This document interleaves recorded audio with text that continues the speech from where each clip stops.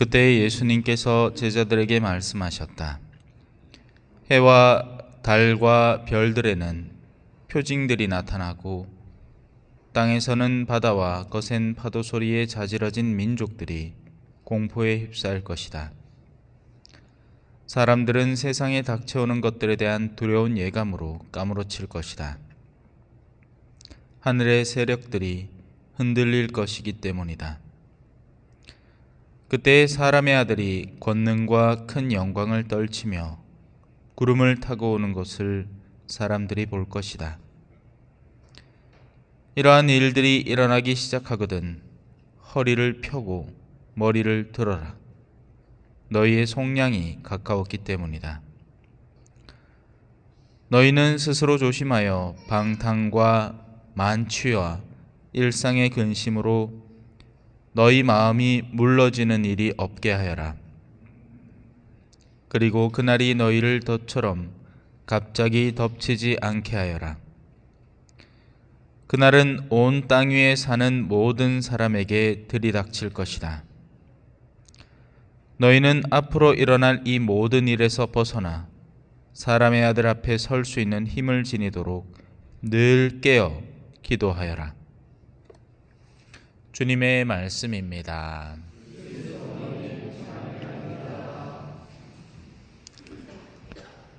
참 예수님, 오늘 복음 안에는 두 가지 뚜렷하게 구분되는 속성을 지닌 사람들의 부류가 등장을 합니다. 당연히 한 측은 하느님을 기다리는 부류이고요. 다른 한 측은 그런 기다림이 전혀 없다가 다가오는 주님을 맞이하는 그룹입니다.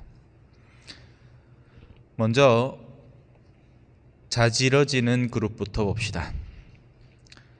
그래서 이런 그룹들의 특징을 반면교사로 삼아서 나는 어떻게 느끼는가를 보면 내가 어떤 그룹에 속해 있는가가 드러나게 되는 겁니다. 이건 아니다 맞다 할 필요도 없어요. 내가 그렇게 이미 느끼고 있는 것이기 때문에 그렇습니다. 자, 먼저는 놀래 자빠질 민족들입니다.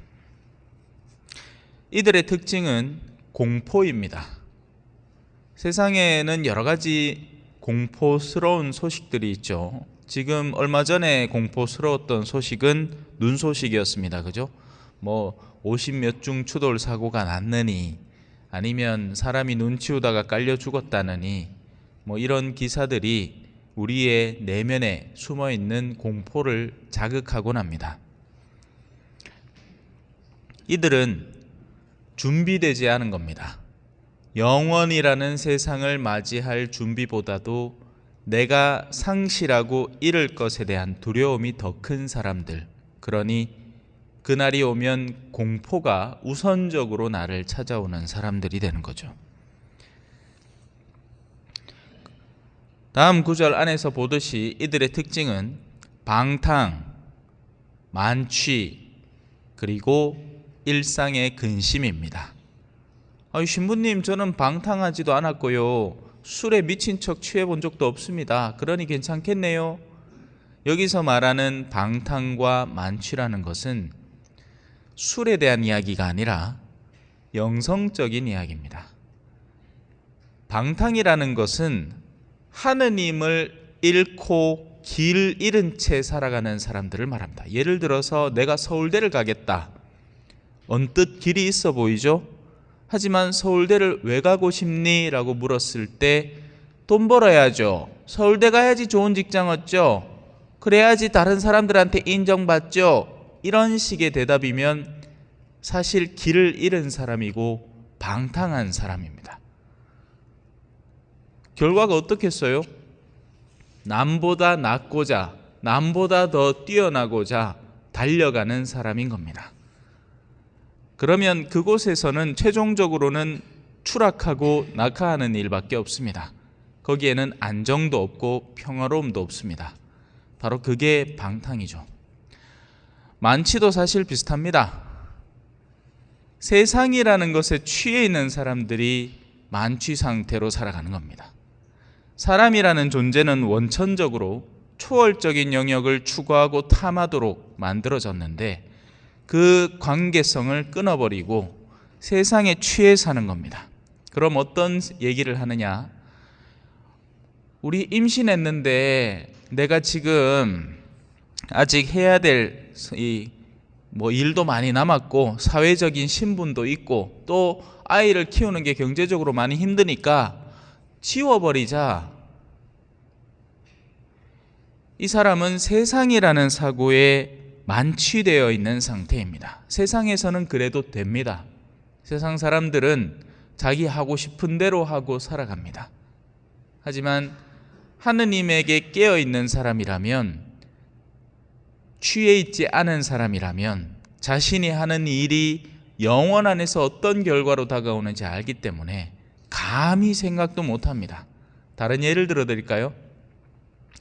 암 걸려가지고 이제 몇 개월 안 남았다 하는데 이제 스스로 죽도록 도와줍시다. 지금 영국에서 그게 논점, 쟁점이 되고 있다죠. 조력 자살이라고 표현을 합니다. 뭐 이제 살 날도 얼마 안 남았고 마지막이 지금 엉망진창인데 자유롭게 죽도록 둡시다. 이 모든 사람들은 지금 세상에 취해 있는 겁니다. 이 세상에서는 나 자신이 마지막 최종 결정권자고 주인이기 때문에 그렇습니다. 바로 이런 방탕과 만취를 조심해야 됩니다. 그리고 일상에서 다가오는 근심들이 있기는 있지만 그것이 내가 본래적으로 지향해야 되는 목표를 흐리지 않도록 조심해야 됩니다. 그런데 하느님이 저를 이 본당에 보내신 이유는 있더라고요. 사실 제가 어르신들을 만나긴 했지만 이렇게까지 가까이에서 어르신들의 삶을 관찰할 수 있어 본 적은 별로 없습니다. 그런데 일상의 근심이 지나치게 많으십니다. 여러분들 나이쯤 되면 이제 하느님에 대한 관계, 희망과 기대에 부풀어서 삶을 더 온건하고 평화롭게 존엄하고 거룩하게 이 할아버지가 이 방망이 깎듯이 하나씩 정돈해 나가도 시간이 부족한 판에 아직도 돈 욕심을 내고 세상에 대한 미련을 갖고 나 아직 안 죽었다. 내 나이가 어때서 사랑하기 딱 좋은 나이라 해서 하면서 별 희한한 짓거리들을 다 합니다.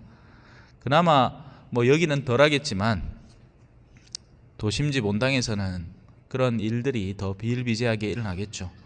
늙음하게 서로 눈 맞아가지고 난리를 피운다든지 심지어 바람을 피운다든지.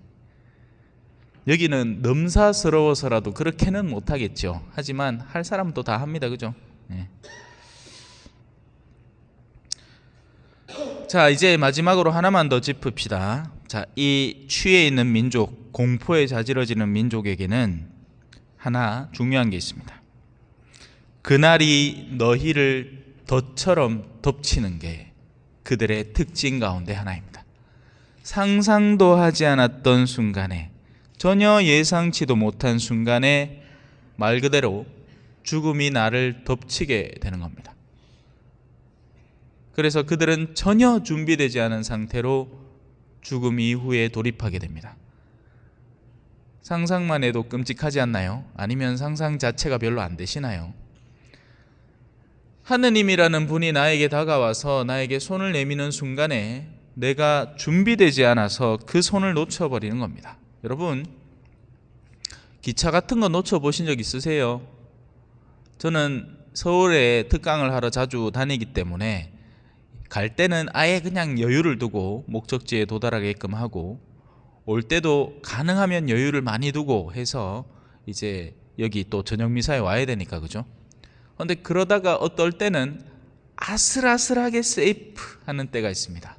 그러면 심장이 두근두근거려요. 이 기차를 놓칠까봐 막 뛴단 말입니다. 놓치면 어떤 결과가 파생되는지를 알기 때문에 그렇죠. 그런데 여러분, 기차는 놓쳐도 됩니다. 오늘 못 오면 내일 오면 되니까요. 예. 하지만 우리 인생의 가장 중요한 기차가 우리를 스쳐 지나가 버리고 나면 과연 우리의 생은 어떻게 되는 걸까요? 자, 이제 이 민족들을 어느 정도 살펴봤으니 이제 두 번째는 여기 있는 거 반대만 하면 됩니다. 이들은 공포에 사로잡혀 있죠. 이들은 안정적입니다. 이들에게 있어서는 이 여러 가지 방탕과 만취와 일상의 근심에 사로잡혀 있죠. 이들은 때가 다가오면 허리를 펴고 머리를 드는 깨어있으라는 말에 충실히 응답하고 있는 사람들입니다. 그리고 이들에게는 가장 행운인 마지막 때가 덫처럼 오지는 않을 겁니다. 오히려 설레이고 늘 기다리던 분을 만나는 순간으로 느껴지게 될 겁니다. 이 둘을 가르는 가장 큰 특징 가운데 하나는 기도입니다. 이 팀은 기도를 합니다. 이 팀은 기도하기에 너무 바쁩니다. 시간이 너무 없습니다. 자기 앞마당에 고추가 자랐는지 안 자랐는지는 가서 보고 호미로 하루 점도록 일할 시간은 있어도 물어보면 기도할 시간은 없답니다. 온 천지를 돌아다니며 관광할 시간은 있는데 그 와중에 잠깐 짬을 내서 주일 미사 참여할 시간 따위는 존재하지 않는답니다. 그러다가 어느 날 가던 도로길에 사고가 나겠죠. 지금처럼 저 위쪽 지방에 눈이 많이 쌓이면 아무리 급정거를 한다 해도 눈길에 주르르륵 미끄러지고 가드레일을 받고 밖으로 퉁겨져 나가게 마련입니다. 눈을 감았다 뜨면 자기가 저 밑에 누워 있겠죠. 그리고는 이게 무슨 상황인가 싶을 겁니다. 그죠? 전혀 예상치도 생각지도 못했던 일들이 벌어질 때 모쪼록 그때라도 제 말을 기억하고 허리를 펴고 머리를 들어야 되는데 이런 생각부터 들면 어떻겠습니까? 성사 봐야 되는데 판공표 받아놨는데 우리 성당은 맨날 신부님이 와갖고 불이 한참 환하게 켜져 있는 거 미루다가 내일 봐야지 하는데 오늘 죽을 뻔는 기라. 기차는 떠나고 없습니다. 죄는 여러분들의 영혼 속에 고스란히 간직되어 있고요. 모쪼록 그런 슬픈 일이 벌어지지 않기를 바라겠습니다. 모쪼록 제가 하는 말이 다 상상 속의 일이었으면 좋겠죠. 그냥 어느 사제의 자기만의 넋두리라고 생각하셔도 됩니다. 선택은 여러분 자유니까요. 잠시 묵상하시겠습니다.